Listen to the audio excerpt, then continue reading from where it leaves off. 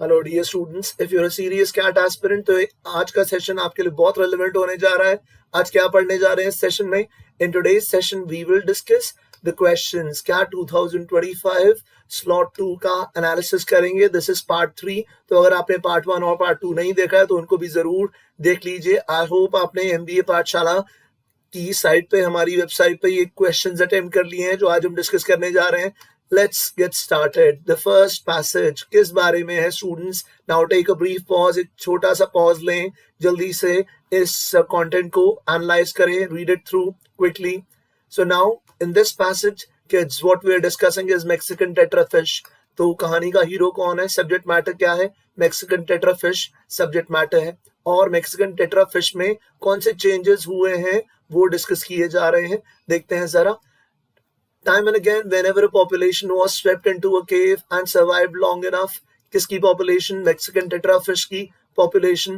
When it survived long enough, what happened? Eyes disappeared. हमें नजर आया कि Mexican tetrafish में eyes disappear हो गई।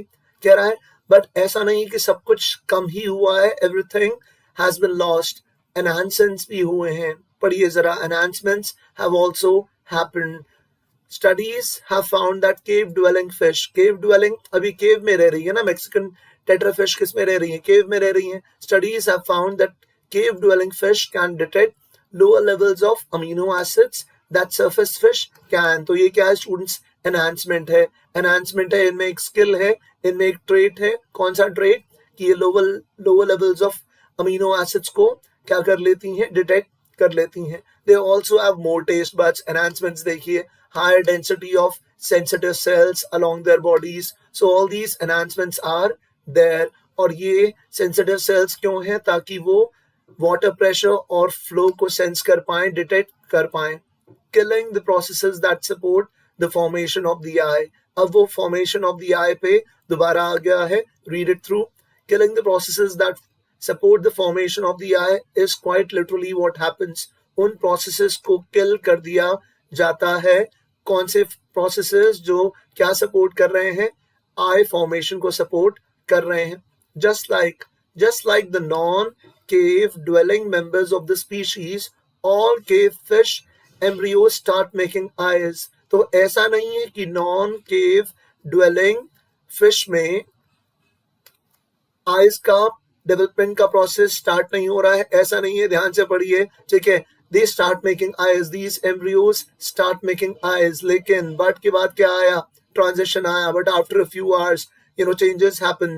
eyes बनना शुरू होती हैं embryos में, but उसके बाद क्या हो रहा है? But after a few hours, cells in the developing eye start dying।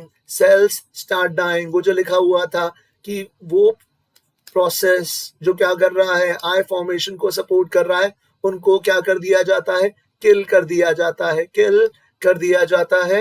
कौन किल कर रहा है? ऑफ कोर्स एवोल्यूशन ही ये सब कुछ कर रहा है। वो मैकेनिज्म्स जो हैं अपने आप किल हो रहे हैं automatically. But after a few hours what happens? Cells start dying. वो वाले eye cells start dying until the entire structure has disappeared. तो पूरा का पूरा स्ट्रक्चर ही डिसअपीयर हो जाता है। बायोलॉजिस्ट मिस्ट्री ने ये बात कही। ये बात किसने कही? बायोलॉजिस्ट मिस्ट्री ने ये बात कही।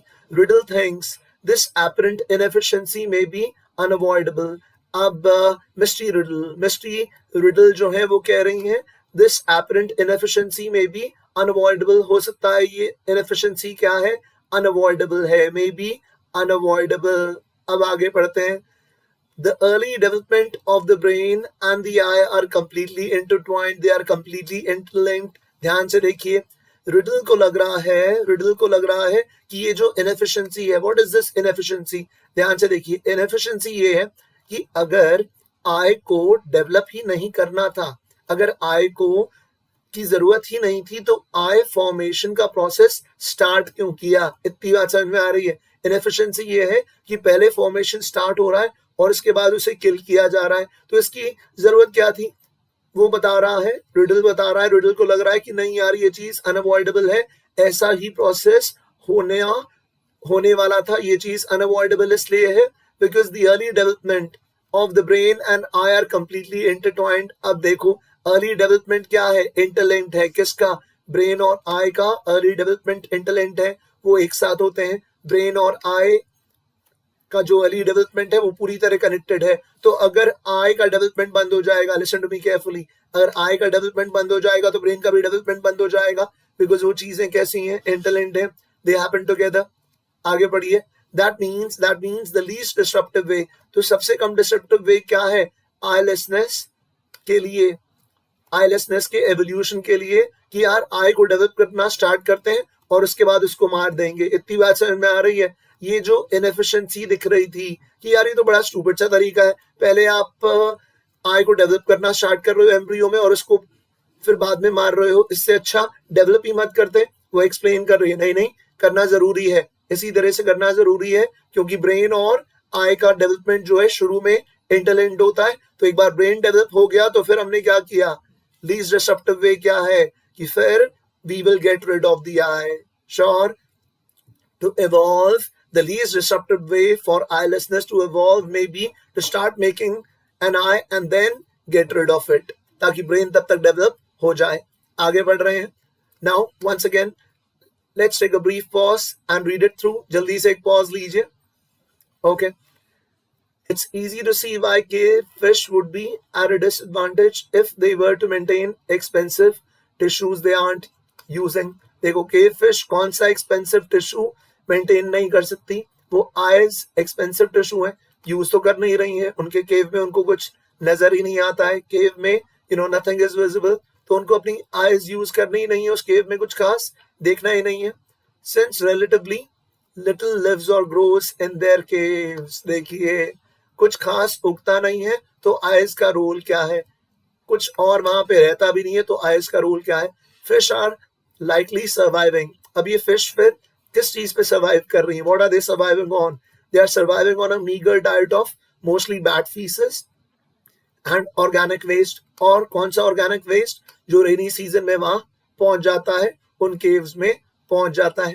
Researchers keeping cave fish in labs have discovered, what have they discovered, उन्होंने क्या ढूंढा है, genetically the creatures are exquisitely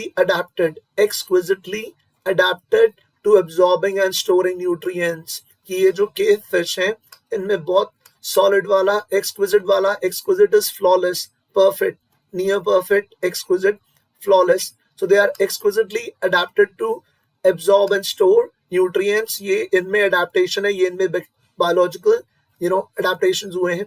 fats can be toxic for tissues, पढ़िए, fats can be toxic for tissues, ये किसने कहा, फिजियोलॉजिस्ट निकोलस ने कहा। अब निकोलस रॉनर की बात चल रही है। Rohner explains, so they are stored in fat cells, so fats tissues के लिए टॉक्सिक हो सकते हैं, तो फैट्स को हम किस में स्टोर करते हैं, फैट सेल्स में स्टोर करते हैं, फिट है।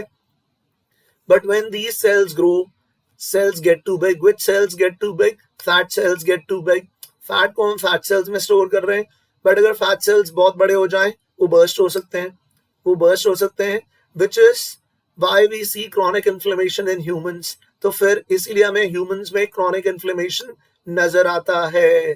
श्योर, क्योंकि फैट सेल्स क्या हो जाते हैं, जब वो बड़े हो जाते हैं तो बर्स्ट हो जाते हैं, बर्स्ट होने की वजह से स्टूडेंट्स, बर्स्ट होने की वजह से क्या होता है, क्रॉनिक इन्फ्लेमेशन होता है।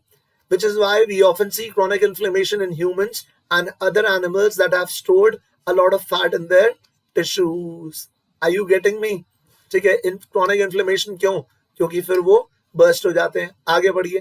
Yet a 2020 study by Rona Krishnan and other colleagues revealed that even very well fed cave fish, इनको बहुत खाना मिला है, had fewer signs of inflammation। They had fewer signs of inflammation in their fat tissues than surface fish do।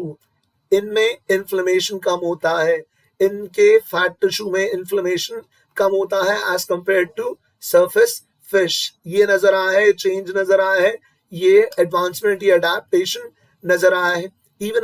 even in their sparse cave conditions। sparse का मतलब क्या है, meagre, ज्यादा खाना वगैरह तो मिलता नहीं है, ठीक है, केव में रहते हैं। even in their sparse cave conditions wild cave fish can sometimes get very fat। अच्छी खासी फैट हो सकती है, says Riddle। this is presumably क्यों, because जब भी कुछ खाना आता है तो ये ढेर सारा खाना खा लेती हैं, eat as much of it as possible, क्योंकि आगे हो सकता है खाना मिले ना मिले. They become very fat. At times they get very fat because जब भी खाना आया उन्होंने ढेर सारा खाना खा लिया, assuming कि आगे खाना मिलेगा या नहीं मिलेगा. आगे देखते हैं. Intriguingly, same para continue हो रहा है. Intriguingly, Riddle says they're fat. They're fat. Who's fat? वो जो cave fish हैं, वो जो cave fish हैं, their fat is usually bright yellow. Their fat is usually bright yellow because of high levels of carotenoids. Fat इनका bright yellow है, इनका fat bright yellow है because उसमें क्या है? Carotenoids हैं. Carotenoids carrot से connect कर लो. Carrot से connect कर लो. The substance in the carrots that your grandmother used to tell you were good for your eyes. Intriguingly, of course it is intriguing. Of course it is intriguing. ये कौन से substances हैं? Which were supposed to be good for our eyes. Which were supposed to be good for our eyes. और ये उन cave fish में फिर क्यों हैं? ये उन cave fish में क्यों हैं? ये बात बहुत intriguing है, बहुत surprising है, क्योंकि उनमें तो आंखें हैं ही नहीं ना. तो फिर ये वाले क्या कर रहे हैं वहां पे? आगे देखो. The first thing that comes to our mind, the first explanation that comes to our mind was that they were accumulating these carotenoids because they don't have eyes. ये first explanation है. ये first explanation है. In this species, such ideas can be tested. कह रहा है आप इस idea को test कर सकते हैं कि क्या ऐसा है, क्या इस वजह से ये carotenoids accumulate हो रहे हैं. In this species, such ideas can be tested. कैसे test किया? Scientists can cross का मतलब क्या है? Cross mating reproduction की बात चल रही है. Surface fish जिसमें eyes हैं और cave fish जिसमें eyes नहीं है, उनको cross कर दिया, उनको mate करवाया, तो उनके जो offspring हैं, उनको अब देखा जा रहा है कि what they are like. When that is done, तो वो जो cross breed है जिसमें एक parent कौन है? एक parent with eyes है, दूसरा parent without eyes है. When that is done, Riddle says researchers see no link between eye presence or size and the accumulation of carotenoids. तो क्या नजर आया? Researchers ने क्या देखा? जब ये क्रॉस किया तो उनको कोई लिंक नहीं नजर आया किसके बीच में? आई प्रेजेंस मतलब आई है या नहीं है, कोई उनको लिंक नहीं नजर आया. आई का साइज क्या है और एक्यूमुलेशन, साइज उस केव फिश का, ठीक है, और of course accumulation of carotenoids, कोई लिंक ऐसा नजर नहीं आया. Some eyeless cave fish had fat that was practically white. Eyeless हैं. पहले eyeless वो जो थी पिछली जनरेशन तक, पहले वाली जो केव फिश डिस्कस हो रही हैं, उनमें क्या था?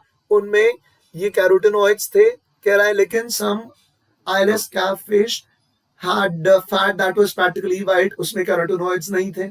Indicating what? Indicating lower carotenoid levels. Instead, Riddle thinks these carotenoids may be another adaptation. To suppress inflammation. अब Riddle सोच रहा है कि नहीं यार, कैरोटेनॉइड्स का भी फंडा किससे रिलेटेड है? इन्फ्लेमेशन सप्रेस करने से रिलेटेड है. इतनी बात समझ में आ रही है? एनीवे, कौन सा इन्फ्लेमेशन? वही वाला जो जरूरी है, क्योंकि ये ओवर ईटिंग करती हैं जब भी खाना आता है. Now I hope you have understood the passage. Now let's look at the question students. चलिए अब क्वेश्चंस पे आते हैं. All the following statements from the passage describe adaptations except को पकड़ना है. सभी adaptations को describe कर रहे हैं. Describe adaptation in Mexican tetrafish except. अब जरा पढ़िए, ठीक है. Let's read the options जल्दी से. अब ऑप्शन ए कह रहा है, since relatively little lives or grows in their caves, the fish are likely surviving on a meager diet of mostly bad feces and organic waste that washes in during rainy season. ये क्या है? ये adaptation है कि उन्होंने अपने आप को अडेप्ट कर लिया है, चेंज कर लिया है. जितना खाना मिलेगा हम उस पर सर्वाइव कर लेंगे. ये ए स्टैंड्स फॉर अडेप्टेशन. ये अडेप्टेशन तो है. it is easy to see why cave fish would be at a disadvantage if they were to maintain expensive tissues they are not using. ये भी adaptation है, बिल्कुल है, क्योंकि अब उन्होंने वो expensive tissue, कौन सा वाला, वो expensive eye tissue, वो expensive eye tissue जिसकी जरूरत नहीं है, उसको क्या कर दिया है, डिस्कार्ड कर दिया है. तो ये भी एक अडेप्टेशन है. Even in their sparse cave conditions wild cave fish can sometimes get very fat. हाँ, ये भी उनमें एक चेंज नजर आ रहा है, that sometimes they can get very fat. ठीक है, that's another adaptation. Adaptation very simply means change. तो ये चेंज भी नजर आ रहा है. But when these cells get too big, they can burst, which is why we often see chronic inflammation in humans. ये ह्यूमंस का एंगल भी आ गया स्टूडेंट्स. ये अच्छा वाला क्लू था.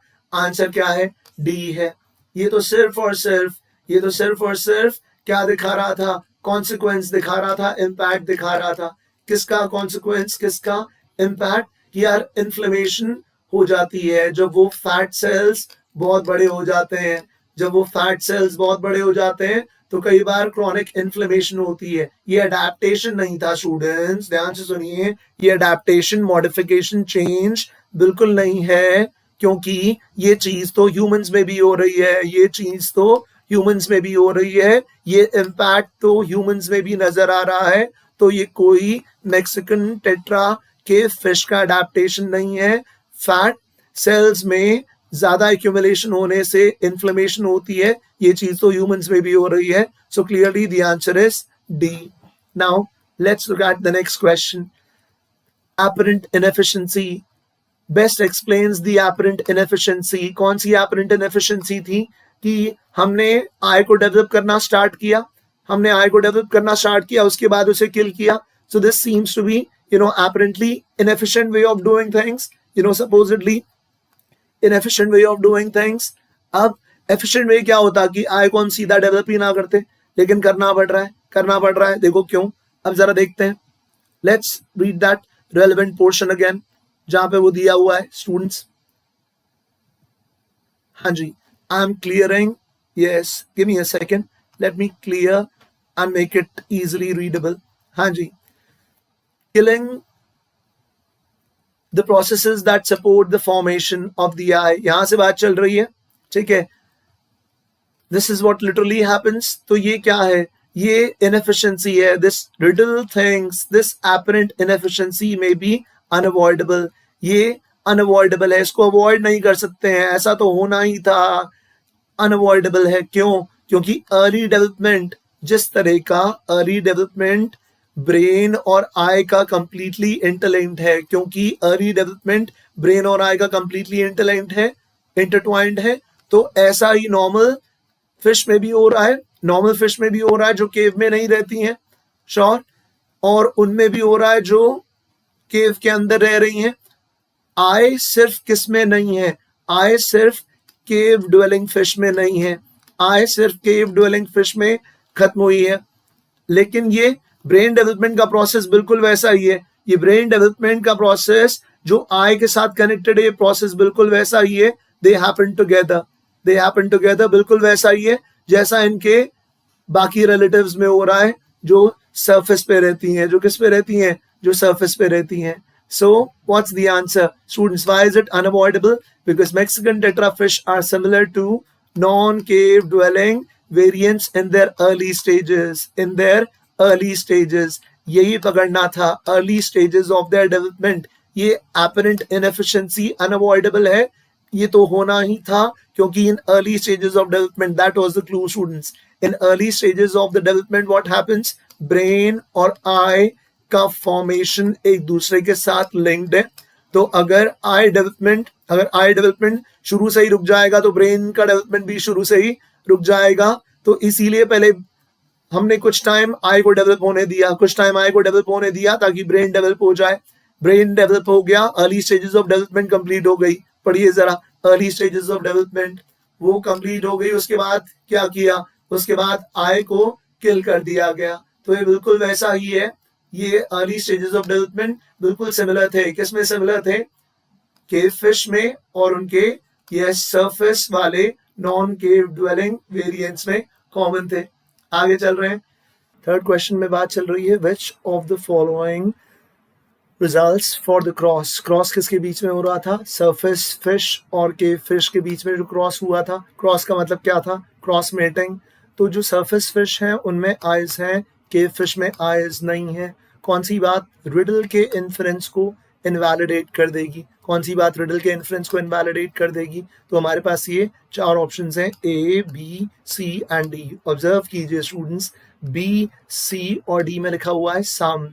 ये लॉजिक पे बेस्ड क्वेश्चन है, डिडक्टिव लॉजिक पे बेस्ड है ये हमारा क्वेश्चन। सम मीन्स एटलीस्ट वन, सम मीन्स एटलीस्ट वन, कम से कम एक। सम जिसे आप अ फ्यू भी कह सकते हैं, एटलीस्ट वन। अब ऑब्जर्व करते हैं रिडल का इन्फरेंस क्या था इस एक्सपेरिमेंट से, वो जो क्रॉस वाला एक्सपेरिमेंट हुआ है। Now let's look at riddles inference. ठीक है, देखिए क्या लिखा हुआ है। When that is done, Riddle says researchers see no link between eye presence। अभी रिसर्चर्स की बात चल रही है। अभी किसकी बात चल रही है? रिसर्चर्स की बात चल रही है कि रिसर्चर्स का इन्फरेंस क्या है, रिसर्चर्स को क्या नजर आया। रिडल कह रहा है रिसर्चर्स को कोई लिंक नहीं नजर आ रहा आई प्रेजेंस और किसमें? एक्यूमुलेशन ऑफ कैरोटिनॉइड्स में। चाहे वो आई प्रेजेंस हो या फिर वो साइज की बात हो, इनका कोई लिंक नहीं नजर आ रहा है। किसको? रिसर्चर्स को। इंपॉर्टेंट बात है, अभी रिसर्चर्स की चल रही है। ठीक है, अब ऑब्जर्व कीजिए, सम eyeless cave fish had fat that was practically white। That means उसमें क्या नहीं था? उस फैट में कैरोटिनॉइड्स नहीं थे। बिकॉज येलो किस वजह से है? येलो कैरोटिनॉइड्स की वजह से। तो eyeless cave fish में, कुछ eyeless cave fish में वो प्रैक्टिकली वाइट था, इंडिकेटिंग लोअर कैरोटिनॉइड लेवल्स, की कैरोटिनॉइड के लेवल्स कम थे। इंस्टेड रिडल थिंक्स, अब रिडल का इन्फरेंस आया। स्टूडेंट्स ध्यान से, अब रिडल का इन्फरेंस आया है। रिडल का इन्फरेंस क्या है? नाउ लेट्स सी रिडल क्या सोच रहा है। अभी तक बात रिसर्चर्स की चल रही थी कि उनको क्या नजर आता है? आई प्रेजेंस और एक्यूमुलेशन ऑफ कैरोटिनॉइड्स में कोई कनेक्शन नहीं नजर आता है। अब रिडल क्या सोच रहा है? पढ़िए ध्यान से। रिडल कह रहा है कैरोटिनॉइड्स हो सकता है मे बी एक और अडेप्टेशन हो सकता है कैरोटिनॉइड्स एक और अडेप्टेशन है। किसके लिए एक और अडेप्टेशन है? इन्फ्लेमेशन को सप्रेस करने के लिए। रिडल को लग रहा है कनेक्शन किसके साथ है? रिडल को लग रहा है कनेक्शन किसके साथ है? इन्फ्लेमेशन सप्रेस करने के साथ है। इन्फ्लेमेशन सप्रेस करने के साथ है, आई प्रेजेंस वाला कनेक्शन नहीं है। रिडल अपना हाइपोथेसिस दे रहा है, अपना इन्फरेंस। रिडल का क्या निकला कि यार हो सकता है ये इन्फ्लेमेशन को सप्रेस करने के लिए हो, इसका आई वाला कनेक्शन ना हो। ठीक है, which might be important in the wild. तो इन्फ्लेमेशन को सप्रेस करना इंपॉर्टेंट है। क्यों इंपॉर्टेंट है? क्योंकि ये ओवर ईटिंग करती हैं और ज्यादा फैट डिपॉजिट कर लेती हैं अपने फैट सेल्स में। तो रिडल को आई वाला कनेक्शन नहीं, इन्फ्लेमेशन सप्रेस करने वाला कनेक्शन नजर आ रहा है। अब जरा देखिए कौन सी बात रिडल के इन्फ्रेंस को इनवैलिडेट कर देगी। ये ए में जो लिखा है पूरी तरह इनवैलिडेट कर देगा। सिर्फ आईलेस ऑफस्प्रिंग में ही येलो फैट था, सिर्फ आईलेस ऑफस्प्रिंग में ही येलो फैट था। दैट मीन्स आई का एब्सेंस ही डिटर्मिनिंग फैक्टर था। ऑब्जर्व कीजिए, सिर्फ और सिर्फ आईलेस ऑफस्प्रिंग में ये फैट नजर आया। दैट मीन्स आई का एब्सेंस होना फैट प्रेजेंस के लिए इंपॉर्टेंट डिटर्मिनिंग फैक्टर था। वो सॉलिड वाला डिटर्मिनिंग फैक्टर था। तो रिडल का इन्फ्रेंस इनवैलिडेट हो गया क्योंकि रिडल को आई का एब्सेंस या प्रेजेंस कनेक्शन नहीं नजर आ रहा था, उसको इन्फ्लेमेशन वाला एंगल नजर आ रहा था। बट ए क्लियरली दिखा रहा है कि यार आई का एब्सेंस ही कनेक्शन था जिसकी वजह से वो येलो फैट वहां पे था। So I hope you have understood this now. तो हम नेक्स्ट क्वेश्चन पे चल रहे हैं। Question number 4, on the basis of the information in the passage, what is most likely the function of carotenoids in Mexican tetrafish? तो carotenoids का finally क्या बताया गया? कैरोटिनॉइड्स क्या कर रहे हैं? इन्फ्लेमेशन कंट्रोल कर रहे हैं। दो ऑप्शन अच्छे लग रहे थे स्टूडेंट्स, ऑप्शन ए अच्छा लग रहा था और ऑप्शन सी अच्छा लग रहा था। तो वो जो अभी ए को भी एलिमिनेट करते हैं। To control inflammation from the bursting of fat cells। तो फाइनली क्या नजर आया? Most likely function. जरा देखिए एक बार, most likely function towards the end उस बात को एम्फसाइज किया गया. Towards riddle thinks these carotenoids may be yet another adaptation. हो सकता है एक और अडेप्टेशन है. हो सकता है एक और अडेप्टेशन है. किस लिए? इन्फ्लेमेशन को सप्रेस करने के लिए. हो सकता है ये एक और अडेप्टेशन है जिससे इन्फ्लेमेशन सप्रेस हो जाएगी. किसमें? इन केव फिश में. क्योंकि ये ज्यादा खाती हैं तो फिर क्या होता है? फैट सेल्स में एक्यूमुलेशन हो रहा होता है. फैट सेल्स में डिपोजिशन हो रहा होता है. स्टोरेज हो रही होती है. तो ज्यादा डिपोजिशन होगा तो ज्यादा इन्फ्लेमेशन हो जाएगी. ज्यादा डिपोजिशन मतलब ज्यादा इन्फ्लेमेशन. तो वो इन्फ्लेमेशन ना हो इसलिए हो सकता है carotenoids are yet another adaptation. तो स्टूडेंट्स आंसर क्या आया? आंसर आया 4 to control inflammation from the bursting of fat cells. क्योंकि फैट सेल्स में अगर ज्यादा डिपोजिशन हो जाएगा तो हो सकता है फैट सेल्स बर्स्ट हो जाएं. तो इसीलिए यस क्या है? कैरोटेनॉइड्स का वहां पे प्रेजेंस है. ए में क्या है? To help the fat cells store nutrients. अब ये इसमें कौन सा एंगल मिसिंग है स्टूडेंट्स? इसमें इन्फ्लेमेशन वाला एंगल मिसिंग है. असल में कारण क्या था? इन्फ्लेमेशन को कम करना था और वो इन्फ्लेमेशन वाला एंगल पूरी तरह ऑप्शन ए में मिसिंग है. एक और इशू है न्यूट्रिएंट्स. इसमें फैट के अलावा बाकी न्यूट्रिएंट्स का भी डिस्कशन हो जाएगा. बहुत स्नीकी ऑप्शन है, बहुत स्मार्ट ऑप्शन है. इसमें फैट्स के अलावा बाकी न्यूट्रिएंट्स भी आ सकते हैं.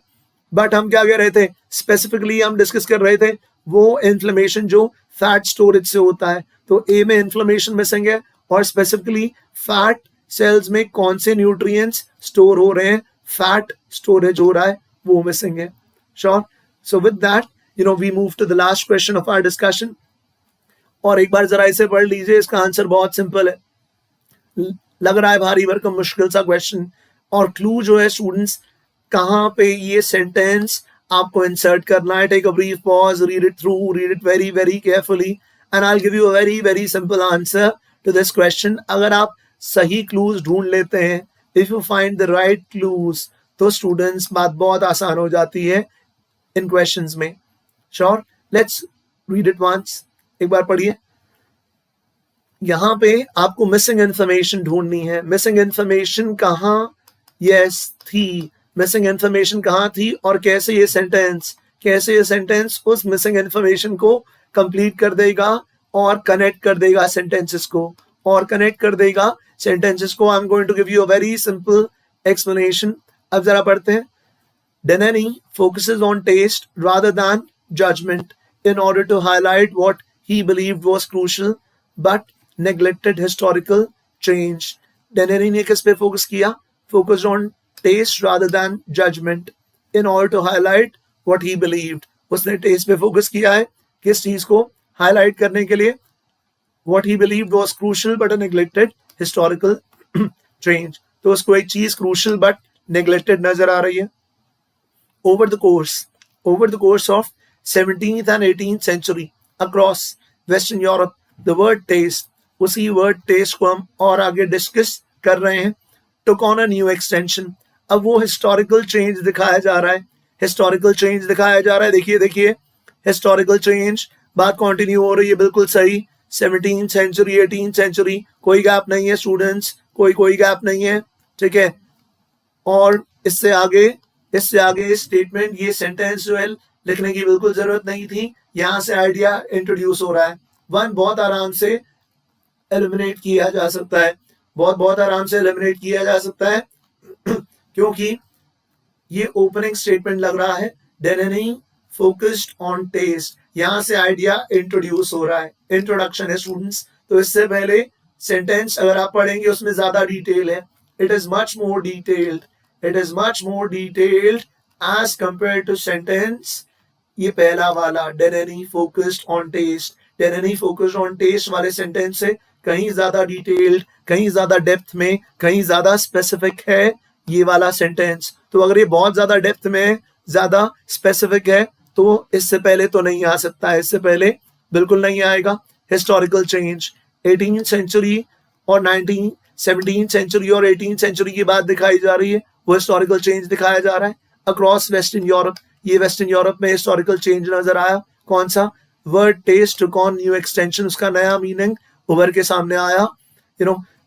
अब of course no longer referring specifically to gustatory. Gustatory का मतलब क्या है? Gustatory मतलब taste वाला. Remember that gustatory sensation, taste buds वाला sensation, gustatory. And the delights of the palate. Palate refers to the roof of the mouth. Palate refers to the roof of the mouth. Palate also refers to change. Palate. आप जब किसकी बात कर रहे हैं? खाने की बात कर रहे हैं, टेस्ट की बात कर रहे हैं. तो स्टूडेंट्स अब जरा ध्यान से देखिए, बहुत सिंपल सा clue. While taste is related to judgment, अब थोड़ा सा ट्रैक चेंज हुआ.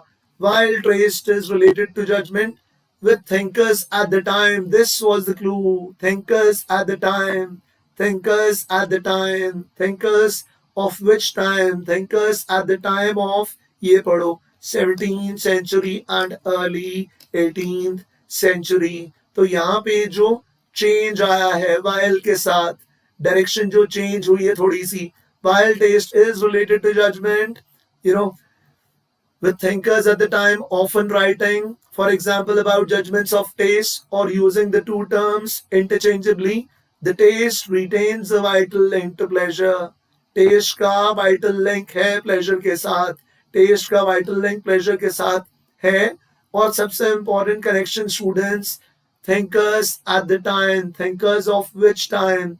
Thinkers of 17th and 18th century. The time was the clear giveaway. So students, the answer is what? यहाँ place करेंगे, यहाँ place करेंगे ऑप्शन 3 में. और पढ़ के देख लीजिए, आपको नजर आएगा बिल्कुल कनेक्ट हो गई चीजें. While taste is related to judgment, it has a vital link to pleasure. और आगे पढ़िए. Tracing the history of taste in Spanish, French and British. Aesthetic history. Aesthetic history. कौन सी वाली जरा देखिए. Pleasure. Aesthetic का मतलब क्या है? Beauty. Aesthetic talks about beauty. So tracing the history of taste in Spanish, French and British. Aesthetic history. Aesthetic theory, as Denis did, also provides the means to recover the compelling and relevant writing of a set of thinkers. ये thinkers आ गए, ये thinkers आ गए, ये thinkers यहाँ पे आ गए. तो connect मस्त है बिल्कुल. यहाँ पे अचानक से we had a set of thinkers. तो ये set of thinkers बीच में पहले डिस्कस हुए होंगे स्टूडेंट्स. ये बीच में पहले डिस्कस हुए थे. कहाँ डिस्कस हुए थे? जब हम डिस्कस कर रहे थे ऑफ कोर्स 17th और 18th सेंचुरी के इन थिंकर्स को. So clearly the answer is 3. This was where the missing information had to be placed. और missing information का सबसे बढ़िया कनेक्टर था with thinkers at the time. Thinkers at which time? 17th and 18th century. Students, अगर आपको ये तरीका हमारा समझ में आ रहा है पढ़ाने का, if you like the detailed analysis, if you like how we discuss things in detail, then I have to make an announcement about our batches. Zenith batch, we have recently announced our Zenith batch. तो Zenith batch जल्दी से start कीजिए students, because अप्रैल बिल्कुल खत्म हो रहा है and we are practically entering May. Now this is the second half of April, और अप्रैल का भी सेकेंड हाफ जो है उसके भी काफी दिन चले गए हैं. So we are practically entering May and it's time you started your preparation, because अगर आप सीरियसली CAT 2026 OMETS और CAT को टारगेट कर रहे हैं तो आपको स्टार्ट करना होगा, because you will require time not just for course completion but for practice.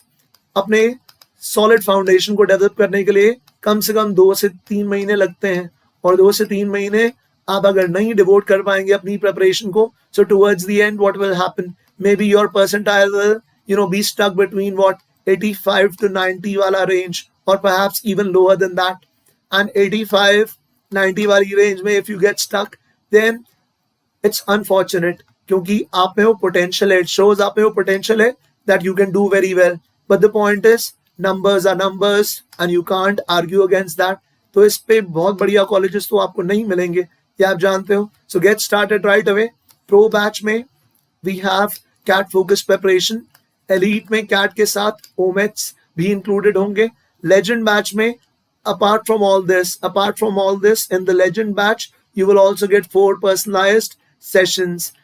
Faculty members जो हैं इन सभी से आप पढ़े हुए, उन सभी को आप जानते हो. So there's nothing, that you need to decide with respect to whether these faculty members are the right ones for you. वो decision तो आपका already आप ले चुके हो, ठीक है, by this time. So now all you need to do is contact our support team, contact our support staff, get in touch with them, and they will, of course, clear all your doubts, clear all your queries. अगर अभी भी कोई question है, कोई doubt है आपके दिमाग में, so everything that you require, चाहे वो topic tests हो, mocks हो, live sessions हो, recorded classes हो, everything will be there. Even physical booklets are being provided.